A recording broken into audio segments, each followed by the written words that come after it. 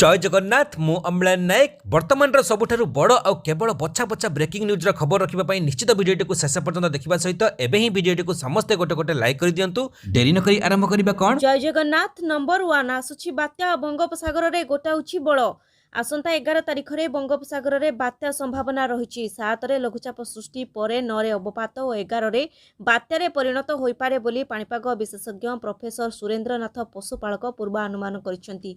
किंतु विभिन्न पाणीपाग मॉडल भिन्न भिन्न आकलन करुथिबारु बात्या हेबो कि नाही से चित्र स्पष्ट हेउनी बोली से सूचना दैछंती। आज राज्यर किछि स्थान रे वर्षा होई पारे बोली पाणीपाग विभाग पूर्वानुमान करिछि। प्रोफेसर पशुपालक कहिसेंती गतकाली दक्षिण पूर्व बंगोपसागर रे एक घूर्णिबलय सृष्टि होईछि। 7 सुधा लघुचाप हेबो तेबे लघुचाप परे यहा गतिपथ कोन हेबो ओ केते घनीभूत हेबो से नै पाणीपाग मॉडल गुडिक भिन्न पूर्वानुमान करिसेंती।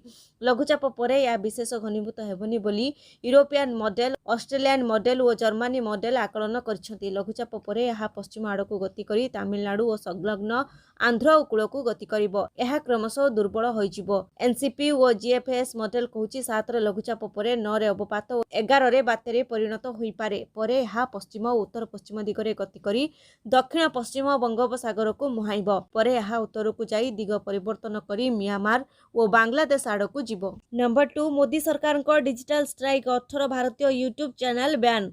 भारतीय सूचना और प्रसारण मंत्रालय तरफ 18टी भारतीय और 4टी पाकिस्तानी यूट्यूब चैनल बैन करा जायछि। कहा जाउछि कि एही चैनल मानकरे भारत विरोधी कंटेंट और मनगढ़ा न्यूज प्रसारण करा जाउथिबारु एहा उपरे कार्यानुष्ठान ग्रहण करा जायछि।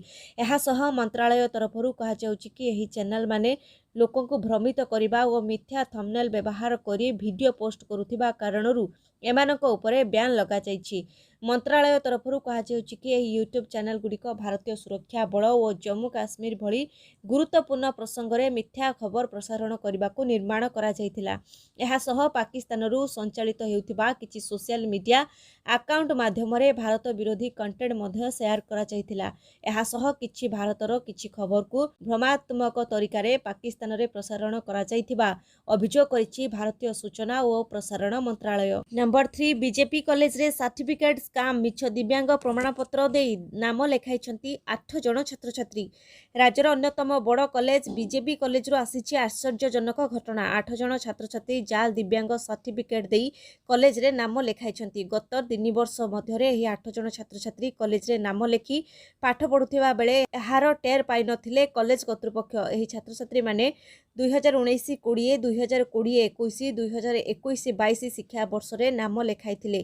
कॉलेज पक्षरु जांच बेले 8 जन छात्र छात्री जाल दिव्यांग सर्टिफिकेट देथिबा जणा पड़िबा परे एक्शन को आसीछंती कॉलेज कर्तृपक्ष। किछि मास तळे भद्रक कॉलेज रे एभली जाल सर्टिफिकेट घटना रे 28 जन छात्र छात्री धरा पड़िथिले। एहा परे उच्च शिक्षा विभाग रो प्रमुख सचिव राज्यर समस्त सरकारी बेसरकारी सेल्फ फाइनेंस कॉलेज को चिठी लेखि समस्त दिव्यांग छात्र छात्री देथिबा सर्टिफिकेट जांच करबा को निर्देश देथिले। जांच परे छात्र छात्री को सर्टिफिकेट जाल होइथिले कड़ा कार्यानुष्ठान सह सेमानक विरोध रे थाना रे एतला देबा को कहा जायतिला।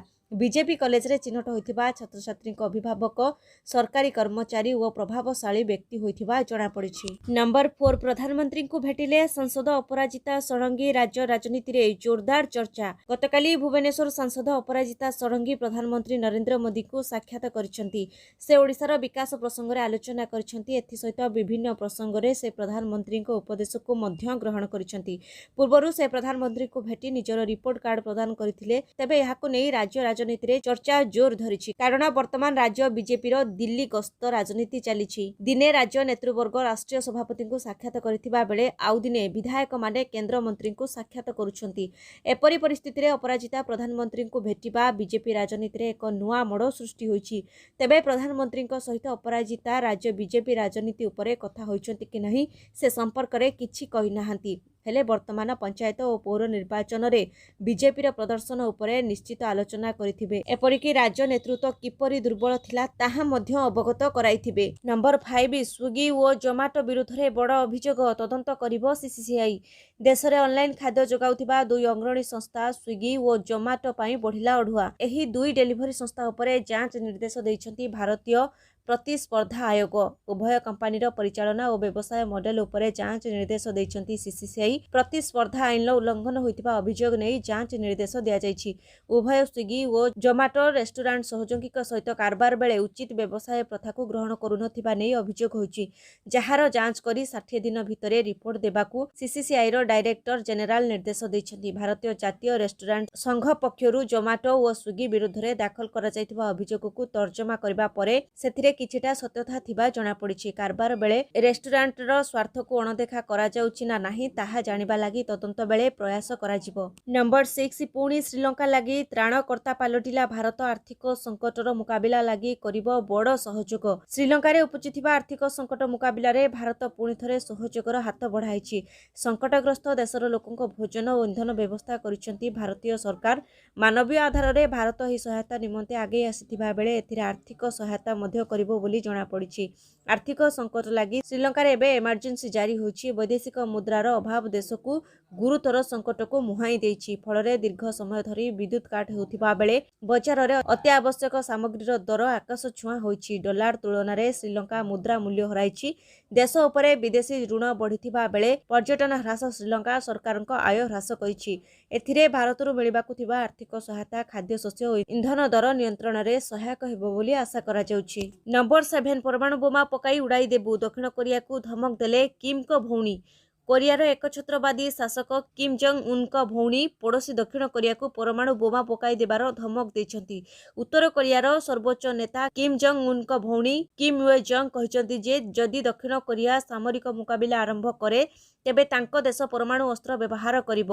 କିମ୍ ୟେ ଜଙ୍ଗ କହିଛନ୍ତି ଯେ ଯଦି ଦକ୍ଷିଣ କୋରିଆ ସାମରିକ ମୁକାବିଲାରେ ଜଡ଼ିତ ହୁଏ ତେବେ ଆମର ପରମାଣୁ ବାହିନୀ ସେମାନଙ୍କର ନାମ କରିବେ। ୟେ ଜଙ୍ଗ କହିଛନ୍ତି ଉତ୍ତର କୋରିଆ ବିରୁଦ୍ଧରେ ଆକ୍ରମଣ କରିବା ଭଳି ବୟାନ ଦେଇ ଦକ୍ଷିଣ କୋରିଆ ପ୍ରତିରକ୍ଷା ମନ୍ତ୍ରୀ ବଡ଼ ଭୁଲ କରିଛନ୍ତି। ସୂଚନା ଥାଉକି ଯେ ଚଳିତ ବର୍ଷ ଉତ୍ତର କୋରିଆର ନୂତନ ଅସ୍ତ୍ରଶସ୍ତ୍ର ପରୀକ୍ଷାକୁ ନେଇ ଉଭୟ ଉତ୍ତର କୋରିଆ ଓ ଦକ୍ଷିଣ କୋରିଆ ମଧ୍ୟରେ ତିକ୍ତତା ବୃଦ୍ଧି ପାଇଛି।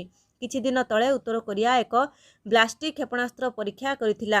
ଏହି ମିସାଇଲ ପରୀକ୍ଷଣ ପରେ ଦକ୍ଷିଣ କୋରିଆର ପ୍ରତିରକ୍ଷା ମନ୍ତ୍ରୀ କହିଥିଲେ ଯେ ଉତ୍ତର କୋରିଆ ଉପରେ ଏକ ନିର୍ଣ୍ଣାୟକ ଆକ୍ରମଣ କରିବାକୁ ପଡ଼ିବ। ଏହାର ଜବାବରେ ଉତ୍ତର କୋରିଆ ନେତା କିମ୍ ଜଙ୍ଗ ଉନ୍ଙ୍କ ଭଉଣୀ କିମ୍ ୟଙ୍ଗ ଚେତାବନୀ ଦେଇଛନ୍ତି ଯେ ଯଦି ଏପରି ଘଟଣା ଘଟେ ତେବେ ଦକ୍ଷିଣ କୋରିଆ ଏକ ଗୁରୁତର ବିପଦର ସମ୍ମୁଖୀନ ହେବ।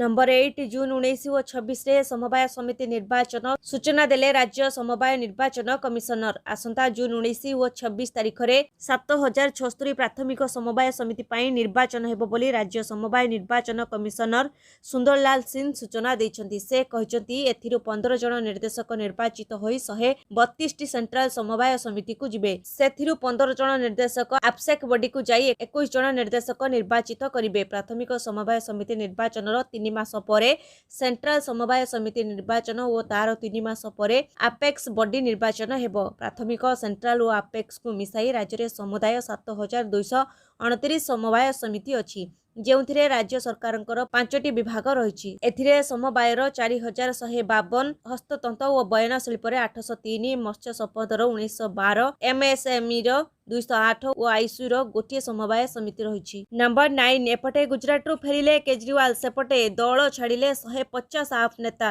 2 ଦିନ ତଳେ ଗୁଜରାଟ ଗସ୍ତରେ ଯାଇଥିବା ଆମ୍ ଆଦମୀ ପାର୍ଟିର ମୁଖ୍ୟ ଅରବିନ୍ଦ କେଜରିୱାଲ ଏବଂ ପଞ୍ଜାବର ନବନିର୍ବାଚିତ ମୁଖ୍ୟମନ୍ତ୍ରୀ ଶୋଭାଯାତ୍ରା କରି ଦଳୀୟ ପ୍ରଚାର କରିଥିବା ଦେଖିବାକୁ ମିଳିଥିଲା। ଗୁଜରାଟରେ ଡିସେମ୍ବରରେ ହେବାକୁ ଥିବା ବିଧାନସଭା ନିର୍ବାଚନରେ ଦଳ ଲୋକଙ୍କ ବହୁମତ ହାସଲ କରିବ ବୋଲି ଗୁଇନ୍ଦା ସର୍ବେକ୍ଷଣ କରିଥିବା କହିଥିଲା। କିନ୍ତୁ ଏହାରି ଭିତରେ ଦଳକୁ ଏକ ଶକ୍ତ ଝଟକା ଲାଗିଛି। ସେପଟେ ଗୁଜରାଟରୁ ଅରବିନ୍ଦ କେଜରିୱାଲ ଫେରୁ ଫେରୁ ଏପଟେ 150 ଜଣ ନେତା ଆମ୍ ଆଦମୀ ପାର୍ଟି ଛାଡ଼ି ବିଜେପିରେ ଯୋଗ ଦେଇଛନ୍ତି। ସବୁଠାରୁ ଗୁରୁତ୍ୱପୂର୍ଣ୍ଣ କଥା ହେଉଛି ଏହି ସମୟରେ କେବଳ ଆପ୍ ନୁହେଁ ବରଂ କଂଗ୍ରେସର ମଧ୍ୟ କେତେକ କର୍ମୀ ବିଜେପିରେ ସାମିଲ ହୋଇଛନ୍ତି। ବିଶେଷ କଥା ହେଉଛି ଯେ ଜାତୀୟ ସଂଯୋଜକ ତଥା ଦିଲ୍ଲୀ ମୁଖ୍ୟମନ୍ତ୍ରୀ ଅରବିନ୍ଦ କେଜରିୱାଲ 2 ଦିନିଆ ଗୁଜରାଟ ଗସ୍ତରୁ ପଞ୍ଜାବର ସିଏମ୍ ଭଗବନ୍ତ ମାନଙ୍କ ସହ ଫେରିବା ପରେ ଏତେ ସଂଖ୍ୟକ ଆପ୍ ନେତା ସେମାନଙ୍କ ଦଳ ପରିବର୍ତ୍ତନ କରିଛନ୍ତି।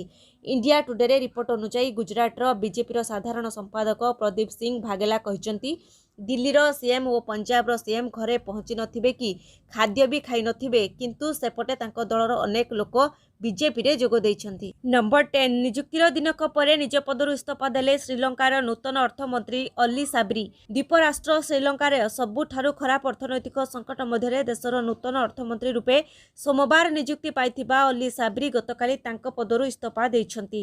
राष्ट्रपति गोटाबाया राजपक्षे पूर्वरु देशर अर्थमंत्री थिबा तांको भाई बासिल राजपक्षे बरखास्त करबा परे सोमवार अली साबरी को देशर नूतन अर्थमंत्री रूपे नियुक्ति देथिले। तेबे तांको नियुक्ति करिबार गोटे दिन पर श्रीलंकार नूतन अर्थमंत्री अली साबरी गतकाली निज पदरु इस्तीफा दैछंती। राष्ट्रपति राजपक्षे को लिखिथिबा एक चिठी रे साबरी कहचंती जे से एक अस्थायी पदक्षेपर अंश भाव एही कार्यर भार ग्रहण करथिले।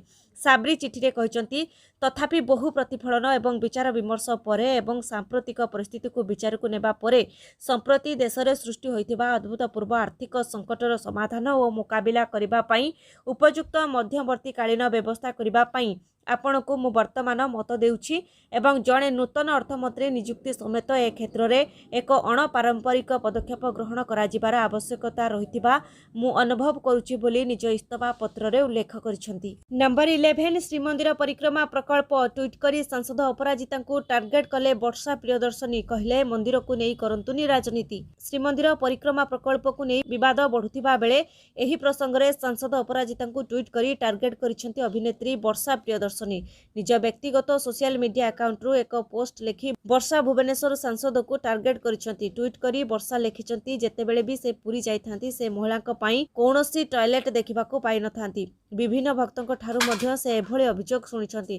तेणु सरकार जदि एही सुविधा पुरी रे करबाको चाहुचंती तेबे सांसद अपराजिता षडंगीक असुविधा कोन बोली से प्रश्न करिसेंती। खाली सेतिक नुहे मंदिर को नहीं राजनीति न करबाको से ट्वीट करिसेंती। आउ लेखिसेंती गोटिए पटे बद्रीनाथ और काशी विश्वनाथ मंदिरर उन्नतीकरण प्रकल्प को से प्रशंसा करुथिबा बेले पुरी और भुवनेश्वर लिंगराज मंदिरर प्रकल्प को विरोध करिसेंती। नंबर 12 ओडिशा रे श्रीलंका आर्थिक संकटर प्रभाव विपदरे केन्दुपत्र व्यवसाय अनिश्चिततारे 12 लाख तोलाली। ओडिशा रे पड़िछि श्रीलंकार आर्थिक संकटर प्रभाव। जीएसटी माड़ सहुथिबा ओडिशा केन्दुपत्र श्रीलंका संकट जोगु क्षतिग्रस्त हेबो बोली कहिछि ओएफडीसी। ओडिशा केन्दुपत्र निजर उत्पादनर 90% रु ऊर्ध्व बाहर राज्य समेत श्रीलंका बांग्लादेश एवं पाकिस्तान को रप्तानी करा जाय। 2 वर्ष ହେଲା पाकिस्तान एवं बांग्लादेश को रप्तानी बंद रही। आर्थिक संकट जोगु श्रीलंका को केन्दुपत्र रप्तानी नहीं अनिश्चितता रही। ओएफडीसी सीधा सड़क श्रीलंका को केन्दुपत्र रप्तानी करुनथिबारु वर्तमान एहार प्रभाव देखिबाको मिली नाही। आगामी दिन में यह देखिबाको मिलिबो। ओडिशा केन्दुपत्र कर्मचारी संघर कहवा अनुसार श्रीलंका संकटर प्रभाव जनवरी मासरु ओडिशा केन्द्र व्यवसाय उपरे पड़ी सारिछि। एहार आर्थिक मूल्यांकन ह्रास पाइछि। एथिजोगु 12 लाख रु ऊर्ध्व केन्दुपत्र तोलाली क्षतिग्रस्त हेबा निश्चित। नंबर 12 भूमध्य सागर रे बोट दुर्घटना 96 मृत। लिबियारु शरणार्थी को नहीं जाउथिबा एक बोट भूमध्य सागर रे दुर्घटनाग्रस्त होइछि। एथिरे 96 जनकर मृत्यु होइथिबा जातिसंघर शरणार्थी उच्चायुक्त फिलिपो ग्रांडी सूचना दैछंती। सेठारे फसी रहिथिबा मात्र 4 जन को एक कमर्शियल टैंक आलेग्रिया 1 उद्धार करिछि। डॉक्टर्स विदाउट बॉर्डर्स चैरिटीर कहवा अनुसार डंगारे शताधिक लोक यात्रा करुथिले। क्षमता ठारू अधिक यात्री नहीं जाउथिबारु भारसाम्य हराई समुद्र मझिरे ही बोट बुड़ी जाइथिबा कहा जाइछि। डंगा बुड़ीबा बाबदरे फिलिपो रविवार एक ट्वीट करथिले। यूक्रेन प्राय 40 लाख शरणार्थी को यूरोप आश्रय दैछि। अन्य प्रवासी और शरणार्थी क्षेत्र में ताहा किपरि लागू होई परिबो से उपरे मध्य चिंता करिबा जरूरी बोली से कहछंती। जातिसंघ सूचना अनुसार यह दुर्घटना पूर्व चलित वर्ष भूमध्य सागर में 367 शरणार्थी जीवन जाइछि। 2021 रे ही संख्या 2048 थिबा जातिसंघर सर्भे रिपोर्ट रु जना पड़िछि। नंबर 14 हिताधिकारी पाखरे पहुंचुनी राशन। 5 मास हेबो मिलिनी चाउल, 9 मास हेबो मिलिनी किरोसिन। गरीब लोक मानकु खाद्य सुरक्षा योजना रे प्रति मासरे सरकार चाउल, गहम, किरोसिन जोगाई देउछंती किंतु ताहा प्रकृत हिताधिकारी पाखरे पहुंचुछि कि नाही ताहा तदारक करबाकू केही नाहांती। फଳରେ गरीब लोकटी सरकारी योजनारू सुफल पाई पारु नाही। यार उदाहरण देखिबाकू मिलिछि केन्दुझर जिला हाटडीटी पंचायत रे। 5 मास हेबो एही पंचायत रे 50% हिताधिकारी खाद्य सुरक्षा योजना रे मिलुथिबा राशन सामग्री पाई नाहांती। 9 मास हेबो लोकंकु किरोसिन मध्य दिया जाय नाही।